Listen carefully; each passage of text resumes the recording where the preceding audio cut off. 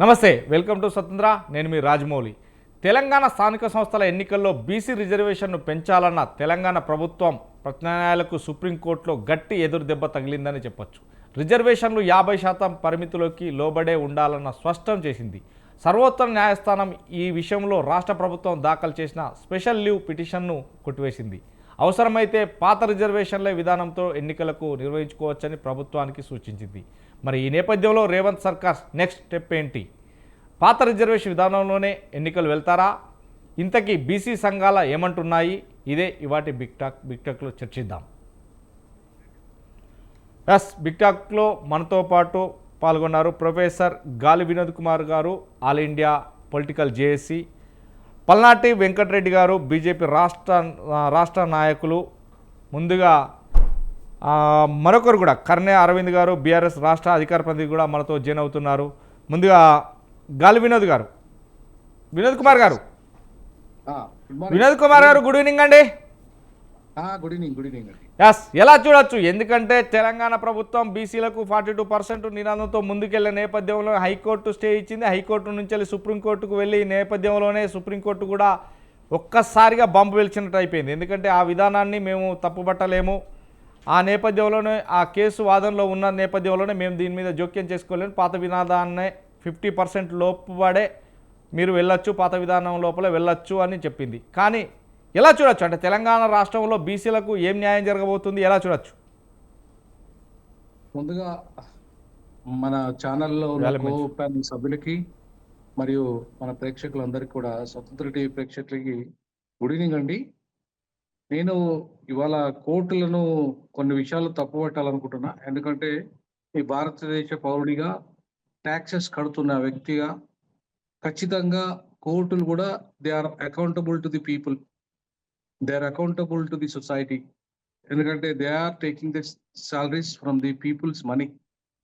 So ప్రజలకు సంబంధించిన విషయాల పట్ల కోర్టులు మానవతా దృక్పథంతో ఉండాల్సిన అవసరం ఉంటుంది, రాజ్యాంగానికి లోబడి పనిచేయాల్సిన అవసరం.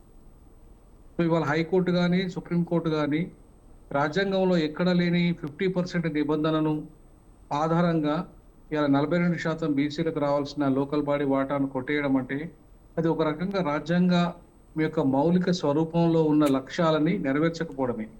ఎందుకంటే మా రాజ్యాంగము పీఠికలోనే చాలా స్పష్టంగా రాసుకున్నాం మనము. ఏమంటే భారతదేశ పౌరులుగా ఉన్న మనము ఈ దేశ పాలకులుగా తప్పకుండా ఈ దేశంలో ఉన్న సామాజిక, ఆర్థిక, రాజకీయ న్యాయాన్ని అమలు చేస్తామని చెప్పేసి మనం అనుకున్నాం. ఏ సామాజిక వెనుకబాటు ఆధారంగా, ఏ ఆర్థిక వెనుకబాటు ఆధారంగా, ఏ రాజకీయ వెనుకబాటు ఆధారంగా ఈ రిజర్వేషన్లు వచ్చాయో ఆ రిజర్వేషన్ల యొక్క మౌలిక లక్ష్యాన్ని దెబ్బతీసే విధంగా ఇలా కోర్టుల యొక్క తీర్పులు ఉండడం అనే దాన్ని ఒక రకంగా ప్రజలెవరు కూడా, రాజ్యాంగాన్ని బద్దులైన ప్రజలెవరు కూడా హర్షించరు. ఎందుకు ఈ మాట అనాల్సి వస్తుందంటే ఇలా ఈడబ్ల్యూఎస్ కు లేని రిజర్వేషన్లు 50% సీలింగ్ 42% ఉన్న బీసీలకు ఎట్లా వర్తిస్తుందో మరి కోర్టులు చెప్పాలి నాకు.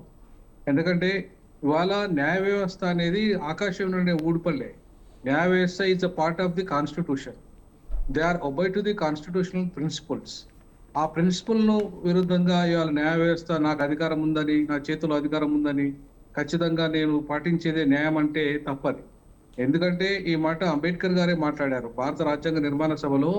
It is not a prerogative right of the జుడిషియర్ system to have the right to occupy the total entire system of the democracy అన్నాడు ఆయన అంబేద్కర్ భారత రాజ్యాంగ న్యాయ వ్యవస్థ గురించి మాట్లాడుతూ. ఇవాళ తాతలు, ముత్తాతలు, మనవలు, మనవరాళ్ళు వీళ్ళందరూ ఇట్లా తరతరాలుగా అనుభవిస్తున్న సుప్రీంకోర్టు న్యాయ వ్యవస్థ, హైకోర్టుల న్యాయ వ్యవస్థలో రిజర్వేషన్లు రాకుండా కొలీజియం సిస్టమ్ పేరుతోని ఇతర వర్గాలకు అవకాశాలు రాకుండా చేస్తున్న వీళ్ళు, ఇవాళ నేషనల్ జ్యుడిషియల్ కమిషన్ చట్టం తెస్తూ కూడా రద్దు చేసిన వీళ్ళు, ఇవాళ వీళ్ళు సన్నాయి హక్కులకు తాను 50% దాటద్దని చెప్పేసి ఏమి ఏమి ఏమి రాజ్యాంగ విలువలను పాటిస్తున్నట్టుగా ఉంది సుప్రీం న్యాయ వ్యవస్థ. ఈ లేదంటే హైకోర్టు, ఉన్నత న్యాయస్థానం. ఉన్నత న్యాయస్థానాలు ఎప్పుడు ఉన్నత విలువలు కలిగి ఉండాలి, ఉన్నత విలువల యొక్క లక్ష్యాలను నెరవేర్చాలి. రాజ్యాంగం ఉన్నతమైంది, న్యాయ వ్యవస్థ ఉన్నతమైంది కాదు, పాలక వ్యవస్థ ఉన్నతమైంది కాదు, అట్లాగే ఎగ్జిక్యూటివ్ ఉన్నతమైంది కాదు, రాజ్యాంగమే ఉన్నతమైంది. ఇవాళ supreme court chief justice of India గారే చెప్పిండ్రు, అన్ని వ్యవస్థల కంటే రాజ్యాంగమే సుప్రీం అని చెప్పారు. సో రాజ్యాంగంలో లేని నిబంధన 50%ను మీరు నా ఈ జడ్జిమెంట్ ద్వారా ఈ జడ్జిమెంట్లు ఎన్ని ఓవర్ రూల్ చేయలేదు, ఎన్నో ఓవర్ రూల్ చేసిన జడ్జిమెంట్స్ ఉన్నాయి. ఈవెన్ షబానా కేసులో కూడా ఆయన జడ్జిమెంట్ ని ఓవర్ రూల్ చేస్తూ అమెండ్మెంట్ చేసిన చరిత్ర పార్లమెంట్ ఇది. మరి ఎందుకు ఇదే కాంగ్రెస్ పార్టీ సుదీర్ఘకాలంగా ఈ దేశాన్ని పరిపాలించిన కాంగ్రెస్ పార్టీ ఎందుకు 50% సీలింగ్ ఎత్తేయలేదు?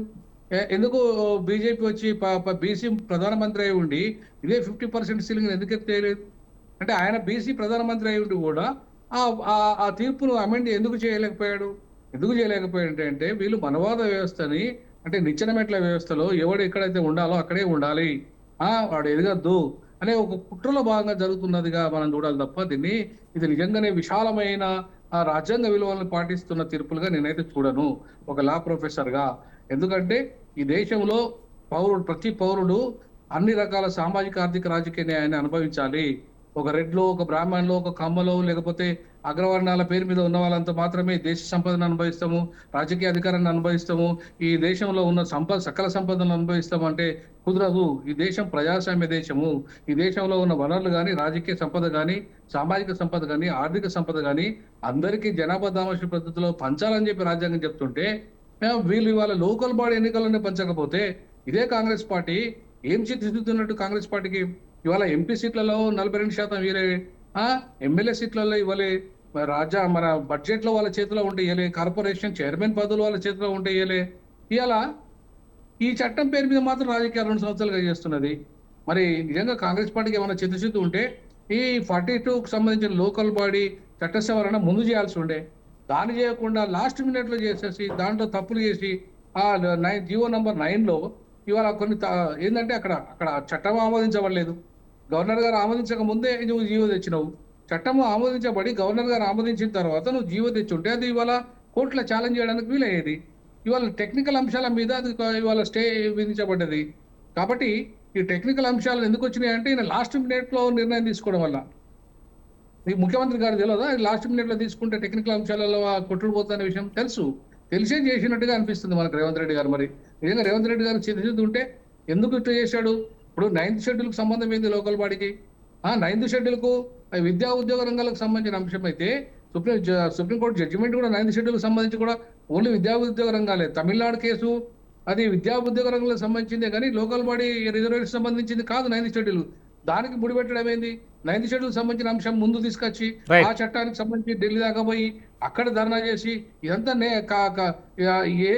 ముందు చేయాల్సిన మున్సిపల్ చట్ట సవరణ కానీ, ముందు చేయాల్సిన గ్రామ పంచాయతీ చట్ట సవరణ కానీ అవి చేయకుండా లాస్ట్ మినిట్ లో చేసి అది ఆమోదించలేదు గవర్నరు.